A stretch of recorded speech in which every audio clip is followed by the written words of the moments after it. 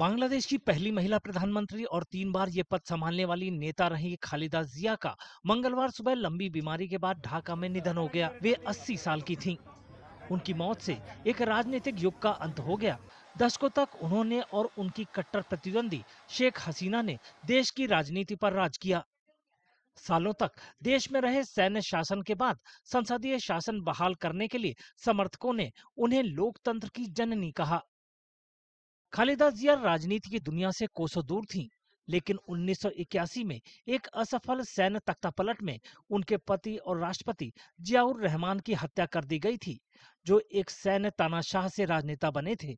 इसके बाद खालिदा जिया को राजनीति में उतरना पड़ा। जिया अपने पति की बनाई बांग्लादेश नेशनलिस्ट पार्टी में शामिल हो गईं और 2 साल के अंदर ही उसकी चेयरपर्सन बन गईं। तत्कालीन सेना प्रमुख जनरल एच.एम. इरशाद द्वारा 1982 में किए गए सैन्य तख्तापलट के बाद जिया ने देश में लोकतंत्र बहाल करने के लिए एक आंदोलन शुरू किया। 1986 में जिया ने उस राष्ट्रपति चुनाव का बहिष्कार किया जिसमें बड़े पैमाने पर धांधली के आरोप लगे। उनके इस कदम ने उनकी लोकप्रियता बढ़ाने में मदद की। दिसंबर 1990 में इरशाद का शासन खत्म होने के बाद फरवरी 1991 में चुनाव हुए। इसमें बीएनपी को जीत मिली। खालिदा जिया न सिर्फ बांग्लादेश की पहली महिला प्रधानमंत्री बनी, बल्कि पाकिस्तान की बेनजीर भुट्टो के बाद मुस्लिम देशों में ये पद संभालने वाली दूसरी महिला भी बन गईं। खालिदा जिया के राजनीतिक जीवन में कई उतार चढ़ाव आए। बीएनपी 1996 में कुछ वक्त के लिए और फिर 2001 में सत्ता में वापस आई। 2006 में जिया ने पद छोड़ दिया और सत्ता एक कार्यवाहक सरकार को सौंप दी। सितंबर 2007 में जिया को भ्रष्टाचार के आरोपों में गिरफ्तार किया गया। हालांकि उनकी पार्टी ने अपनी नेता पर लगे सभी आरोपों को राजनीति से प्रेरित बताया।